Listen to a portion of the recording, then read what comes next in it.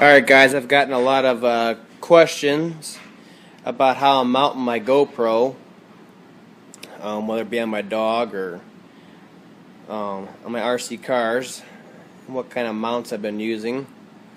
And this is the basic mount that comes in the box with your GoPro. That's what they mount it on when they display it in the case. And a lot of people throw these away. I kept it, and good thing I did, I guess. The way I mounted it on my Summit here is I didn't want to just put bolts through it, or there was a couple of instructionals about magnets and steel washers in the other side of the Lexan body, and rare earth magnets. For what I go through, it's not going to stand up. My other interest also was the sound quality. The sound quality of the GoPro is not the greatest, but I didn't want a bunch of extra rattling or clunking around. So what I did is I took the base plate, unmodified, and then what I used is this right here, which is actually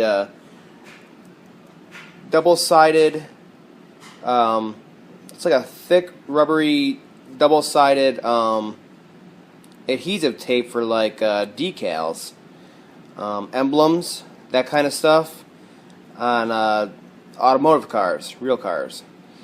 And it's ultra sticky, and it's got a little extra thickness to it. And I figured that would be a good dampener between the Lexan body and the other plastic tray here. So I did that in strips all the way across in the bottom. And that took up any inconsistencies and all that stuff. So I use zip ties, and what they do is they basically hold down the mount so that the mount does not tear away from the body. As good of double-sided tape as it is, and professional quality stuff, it's always good to have a helper on top of that.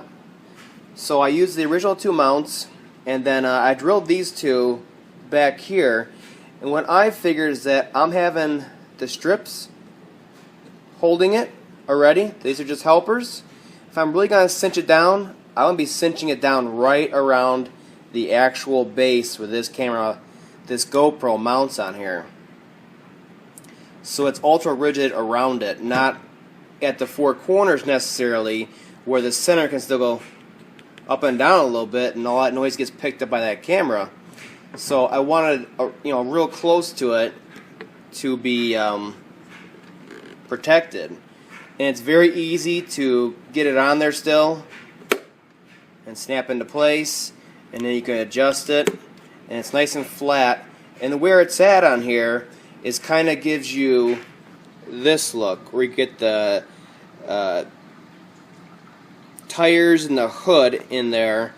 So you get like that driver's perspective when I'm shooting my videos, because the GoPro is so wide angle. So that really works out well, and I brought it far forward as possible where it's tucked under here a little bit. But if I wanted to, and I have done multiple times to follow my dogs or the other Summit I have around, is I could still get it up there far enough so I can latch in the mount on the camera, and then I can record stuff behind me, which is turned out to be a real asset as far as getting shots, and you don't get any of that water spray or snow spray as much as facing forward, and it takes some great shots. Now I did originally have it up here with one of these sticky mounts, like right there, centered obviously. That lasted a while. It is cold here. It is winter, so eventually it actually hit a small object. The camera did, and between the flexing and the Lexan, and then the cold temperatures, it popped off, and that the camera went down. No damage, but still, I knew that it wasn't permanent for me. So the way I have it now, it's all lined up. The way this has been through some rolls And of course a lot of abuse from the dogs as we're going around and checking stuff out, and the dogs give chase, their leash gets caught on or whatever. And like I said, these zip ties are just the main force holding it, helping the tape to hold it down so they can't tear away. So I just got these mini zip ties in there, and that kind of looped through under there on a broader base than just one little bolt hole coming through a small washer. So far so good, and no damage. And this mount has not come up one bit yet. Hasn't not a corner, nothing. And it's proven to be a very good idea. And I don't mind that's permanently mounted on there because it's below the roll bars on here, you know, the exoskeleton, and it's flat black, and it's on top of the cage here, so it doesn't look awful when you got the camera off of there just driving around. It looks nice and scale, like you have a luggage rack up here or something like that. So, but that's how I did that one. I may modify it in the future with some additional fasteners, but for right now, this is working out almost too good for being a 5-minute ordeal as far as figuring it out and using what I had around the house to make it happen. But that's how that one's mounted.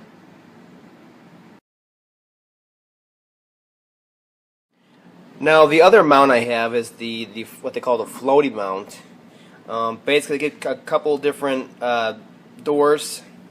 You know, the back doors for the camera housing, and the biggest thing they give you is the actual floaty with the 3M adhesive piece on there already. So this one I think was $19.95. So that ain't so bad as far as going out and buying all these different mounts.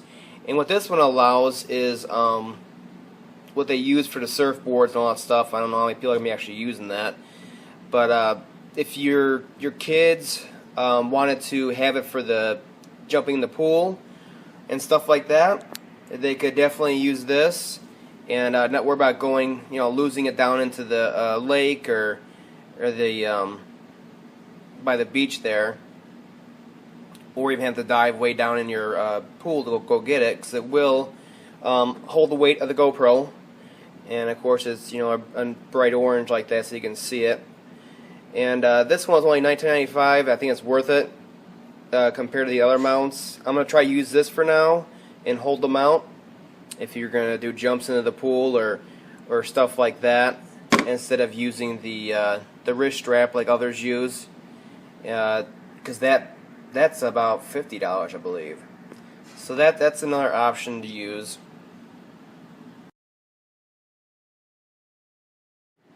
Now this one is a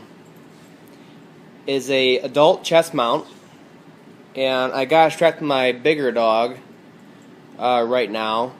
And what you basically do is you have it on there backwards. So you put it on backwards as shown, and it fits on him so well. Now this dog is a pretty good sized dog. He's probably 70 pounds. And I've got all the straps maxed out on here as far as how far they'll go in to retract, so I have it nice and tight, and it still isn't the most, the tightest on here. So that's something to keep in mind. This one's a little bit loose. So if you have a smaller dog and you want to strap to your dog or something like that, you should probably get the child mount so you can have it, snug enough so it's not flopping all over the place. Now I've had my own style mount on my dog Bruno here before, and it kind of was up by his collar and kind of got the headshot, but it was awfully floppy even with the way I mounted it up. This one, because the base is so wide on there and the side strap here is so thick, it can really help out as far as keeping it going from side to side. It's actually, as much as he moves is how much it's going to move. It's not going to move on its own. So that's the way I got it mounted on him. That's the way basically everybody mounts it on them.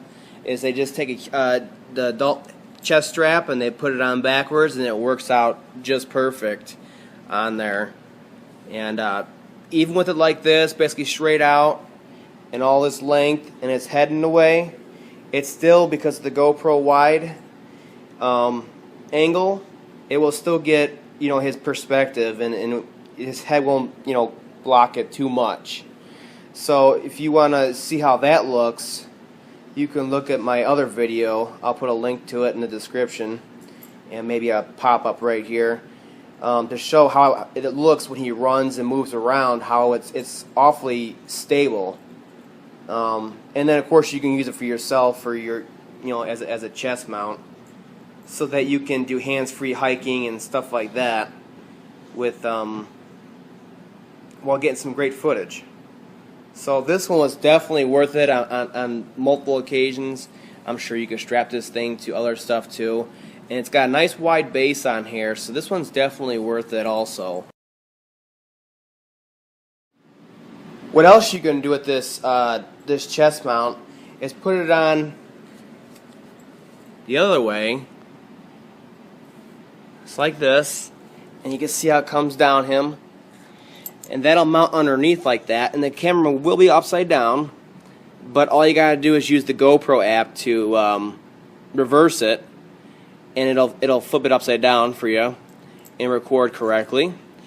And then you can get great other shots, like when he's eating and stuff like that, or sniffing the ground, stuff like that. You can't get that with it on top up here. You can get a little bit of it, but you can really get the perspective from down below when it's on him like that, for the few shots you want to get like that, and it works out just fine that way too.